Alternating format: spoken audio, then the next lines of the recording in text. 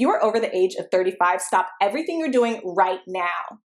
After a lifetime of eating fatty foods, you may run the risks of a stroke or heart attack due to plaque buildup in your veins and arteries. To learn how you can reduce your risks, visit youthfountainlab.com or call 1-800-853-7856 today. This may be a life-changing call for you or someone you love. Thank you, and we hope to hear from you.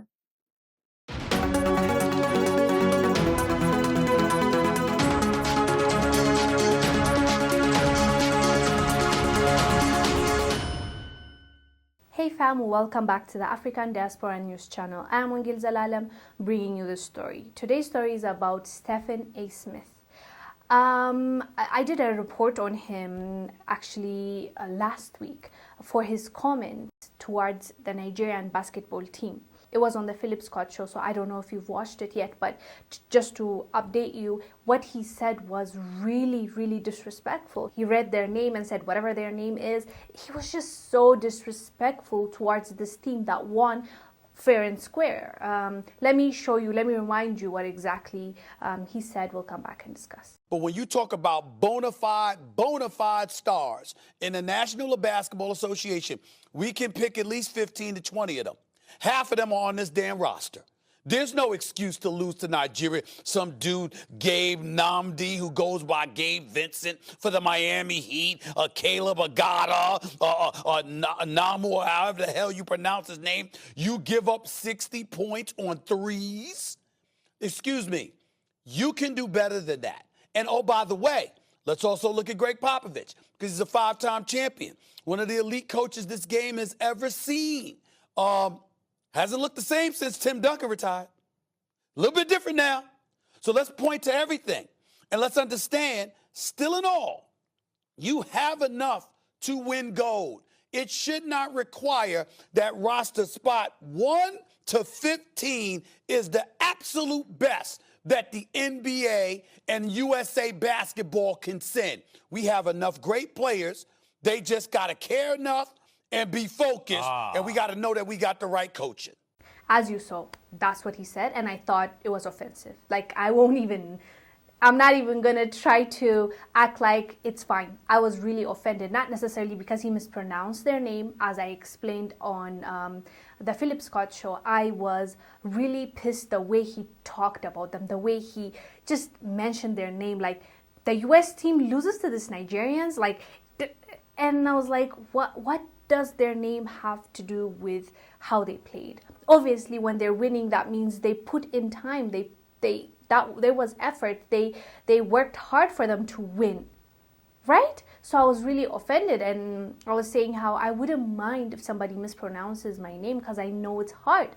I know Wongel Zelalem is really hard for people that are not from Ethiopia to pronounce. It's not even just a Black American thing or a white man thing. It's everybody in Africa, even people that are from a neighboring country in Africa still don't know how to say it right. But I'm okay with that because I know that they're not trying to put me down. They just cannot say it well. As long as you attempt to say it and I see you're trying to do it the right way, and it's just like it's not coming off right because like that's not where you're from and you don't know how to say my name in the right accent, and I'm okay with that. Why would I be offended? People say my name in so many ways, and I don't get offended. But if somebody said to me, what's her name, whatever her name is, like, it's the way you say it, the context matters. So this guy was definitely being disrespectful, and I was frankly offended by what he said, but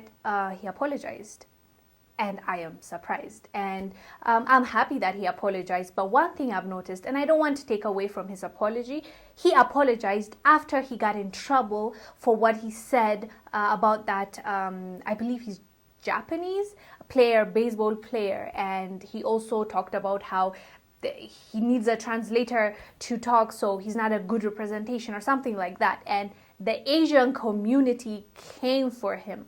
So when he was apologizing for that, he apologized for the Nigerians. So I suspect that he would have, I don't know, I'm just saying, he might have apologized when he saw that it hurt people's feelings, and Nigerians, not just Nigerians, in general, Africans, why would you want to be dismissive? Like, we're trying to unite here and you can't even give us the respect. Like, just say his whole name, even if you butcher it, like, at least you attempted, but just to say whatever, like, it was obviously offensive to many Africans, not just Nigerians. So for him, I don't know, maybe he would have apologized. This is me just personally talking about this, because he could have apologized right away, but he took time to apologize. So maybe he's like, oh, if I'm apologizing to the Asian community, it will look bad on me to not apologize to these Nigerians with this long name.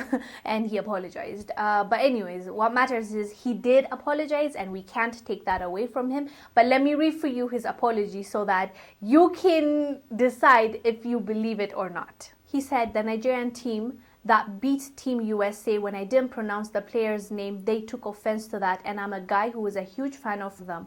And to listen to them over the years highlight what they had to endure to achieve what they had achieved throughout the world, certainly I want to make sure that I apologize to them. You can write down below what your thoughts are about his apology, but I'll tell you what I thought.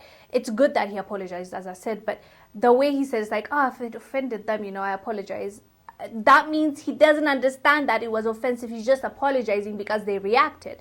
So I was like, really? If it's offensive, then, I didn't mean to, but okay, whatever. Like, I just thought it was not that deep, because the way he apologized to the Japanese man was, there's no other way to it. I just messed up. Like, I'll try to find the clip and put it here for you.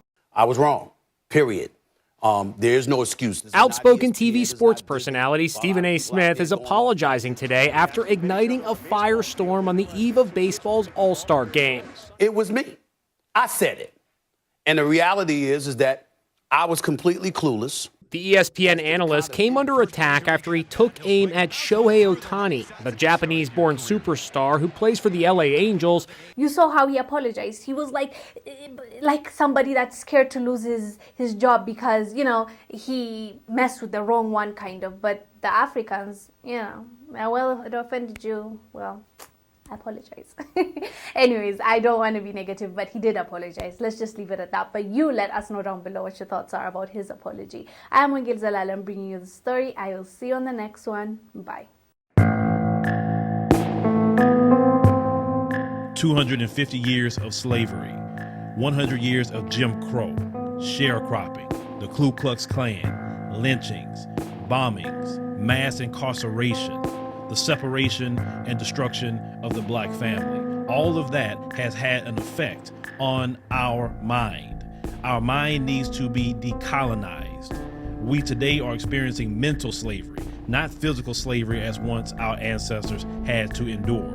In my book, 7 Steps to Decolonize the Mind, we take you through every step to start releasing the chains that's on your mind. He or she who controls the mind control the person. It is in a vested interest of the white supremacist system to keep your mind bogged down in a mental slavery, throwing entertainment, throwing drugs, throwing alcohol, anything they can at you to keep you bogged down.